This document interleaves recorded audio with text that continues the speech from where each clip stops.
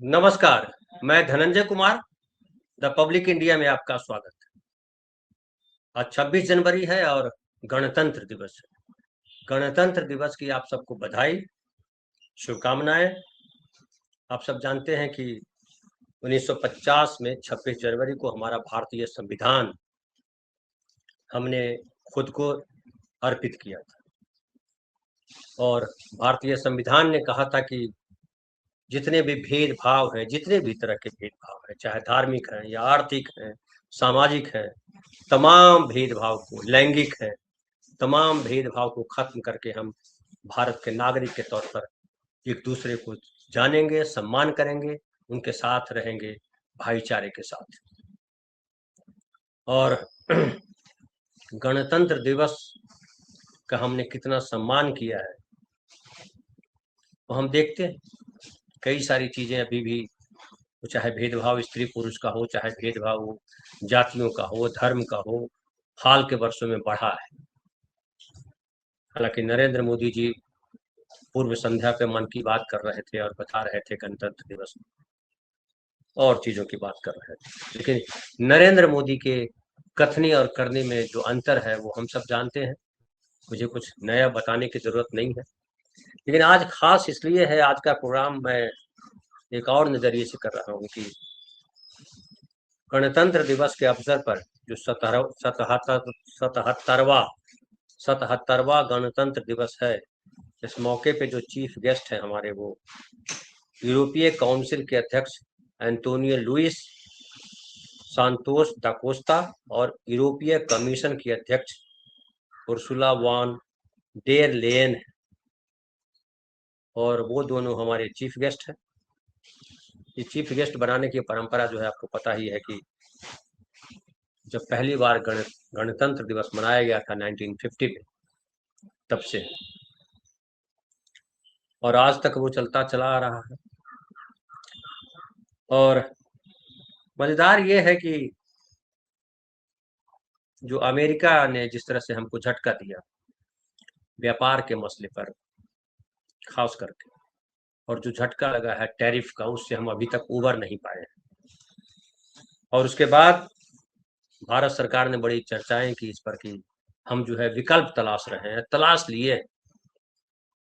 England के साथ हमने फ्री ट्रेड किया, यूरोपीय संघ के साथ फ्री ट्रेड कर रहे हैं, और कल यानी 27 जनवरी को भारत यूरोपीय संघ फ्री ट्रेड एग्रीमेंट की घोषणा हो सकती है, ऐसा कहा जा रहा है। ये जो आए हुए हैं अभी 28 तारीख तक रहेंगे और उस पर बात हो रही है। और मीडिया में चल रहा है कि यूरोपीय यूनियन के नेताओं को चीफ गेस्ट बनाने के पीछे जो मंशा है, जो इच्छा है भारत की, जो मकसद है भारत का, वो ये है कि फ्री ट्रेड एग्रीमेंट के माध्यम से यानी एफटीए के माध्यम से 200 करोड़ ग्राहकों का मार्केट बनेगा। और भारत और यूरोपीय यूनियन के बीच होने वाला फ्री ट्रेड एग्रीमेंट 18 साल की लंबी चर्चा के बाद अपने अंतिम पड़ाव में। इसके 24 में से 20 चैप्टर्स फाइनल हो चुके हैं और उम्मीद है कि 27 जनवरी 2026 को होने वाले भारत यूरोपीय यूनियन शिखर सम्मेलन में इसका ऐलान हो जाएगा। और इसको जो केंद्रीय वाणिज्य मंत्री हैं पीयूष गोयल, उन्होंने कहा है कि ये जो है डील हो रहा है उसको मदर ऑफ ऑल डील्स है, और भारत को उम्मीद है कि ये डील भारतीय कपड़े, चमड़े और फार्मा सेक्टर के लिए बड़ा मार्केट यूरोप में खुलेगा। लगभग 45 करोड़ कंज्यूमर वाला बाजार खुलेगा, ऐसा पीयूष गोयल जी का कहना है। और 20 जनवरी को जो दावोस में वर्ल्ड इकोनॉमिक फोरम हुआ था, उसमें जो उर्सुला है यूरोपियन कमीशन की अध्यक्ष, उन्होंने भी कहा था कि ये डील जो है मदर ऑफ ऑल डील्स है और ग्लोबल जीडीपी का लगभग 1/4 होगा। लेकिन दूसरी तरफ एक और जो यूरोपीय यूनियन ने काम किया है वो भारत के लिए एक झटके की तरह है, खासकर व्यापार जगत में। आपको पता है कि अमेरिका के टैरिफ लगाने के बाद भारत के व्यापार को भारी नुकसान हुआ है। और हम विकल्प ढूंढ रहे हैं। वो विकल्प हमारे साथ जो है यूरोपियन कंट्रीज हो सकते हैं, लेकिन यूरोपीय यूनियन जो है उसके जनरलाइज सिस्टम ऑफ प्रिफरेंसेज यानी जीएसपी के तहत कुछ वस्तुओं पर भारत को जो छूट मिल रही थी, आयात करने की जो छूट थी, भारत जब कोई सामान भेजता था तो 1 जनवरी 2026 से निलंबित कर दिया गया है। और इन फैसलों से जिन उत्पादों पर असर पड़ेगा वो उत्पाद हैं खनिज, रसायन, प्लास्टिक, लोहा, स्टील, रबर, टेक्सटाइल, मोती, कीमती धातु, मोटर वाहन, मशीनरी और इलेक्ट्रिकल उपकरण। थोड़ी और मैं डिटेल जानकारी आपको दूं तो ये जो निलंबन है, जो सस्पेंशन है जीएसपी का, वो 1 जनवरी 2026 से 31 दिसंबर 2028 तक 3 साल की अवधि के लिए लागू होगा। और इसकी वजह से लगभग 87% भारतीय निर्यात जीएसपी से बाहर हो जाएगा। मतलब जो ये जो जीएसपी था, जनरलाइज सिस्टम ऑफ प्रिफरेंसेस, मतलब कई सेक्टर में हमें छूट मिलती थी, वो उस पर आफत आ जाएगी, उससे बाहर हो जाएगा। लगभग 87% हमारा निर्यात उससे बाहर हो जाएगा और उस पर most favoured nation MFN, most favoured nation का पूरा शुल्क लगेगा।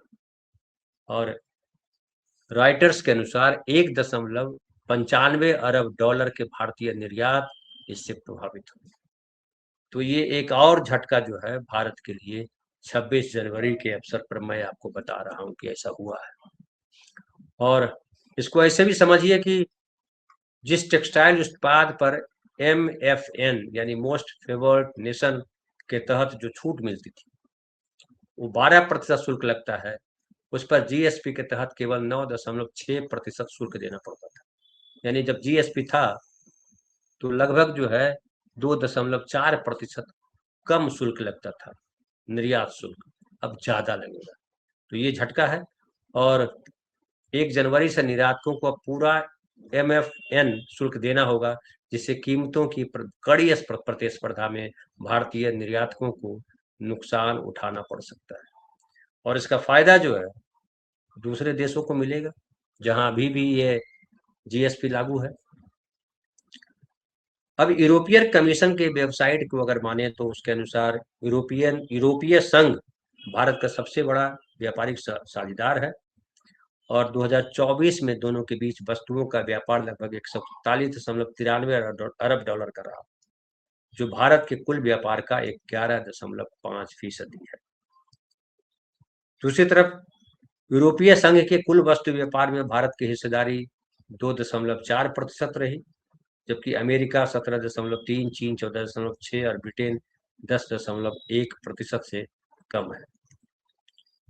उसके अलावा ये बताया जा रहा है कि इससे भारतीय निर्यातकों को पहले मिलने वाला औसतन करीब 20% का टैरिफ लाभ समाप्त हो जाएगा और इसका फायदा बांग्लादेश और वियतनाम जैसे देशों को मिलेगा और वहाँ उसकी कीमत जो है, उनके सामानों की कीमत भारत के सामानों की तुलना में कम होगा, क्योंकि उनको जीएसपी का लाभ अभी भी मिल रहा है। और लोग बता रहे हैं कि ये जो है, विशेषज्ञों का कहना है कि ट्रंप के टैरिफ के बाद और ईरान पर जो प्रतिबंध के बाद भारत को जो और नुकसान हुआ, उसके बाद ये तीसरा बड़ा नुकसान होगा और इससे भारत के व्यापार को एक बार फिर झटका लगा है, खासकर निर्यात व्यापार को। भारत के भीतर देखिए अभी शंकराचार्य आदित्यनाथ का झगड़ा चल रहा है, हिंदू धर्म पे लड़ रहे हैं, कौन सबसे बड़ा हिंदू है। नरेंद्र मोदी जी विश्व पटल पर जो हमारी कूटनीतिक हैसियत होनी चाहिए, कूटनीतिक दखल होना चाहिए, नरेंद्र मोदी उस पटल पे फ्लॉप साबित हुए। वो सोमनाथ के मंदिर से लेकर के वो असम, पश्चिम बंगाल और वहां घूम रहे हैं, केरल घूम रहे हैं, प्रधानमंत्री देश के भीतर घूम रहे हैं और वो सारी जिम्मेदारी जो है पीयूष गोयल को सौंप दी गई है, आईएएस ऑफिसरों को सौंप दी गई है। और जो विदेश विभाग के जो विदेश मंत्रालय के जो अफसर हैं, विदेश मंत्री हैं, वाणिज्य मंत्री हैं, उन सब के हवाले चीज़ों को छोड़ दिया गया। क्यों छोड़ दिया गया? नरेंद्र मोदी प्रधानमंत्री हैं, तो प्रधानमंत्री के होने का और दूसरों के होने का अंतर होता है। प्रधानमंत्री यहाँ चुनाव में बिजी हैं।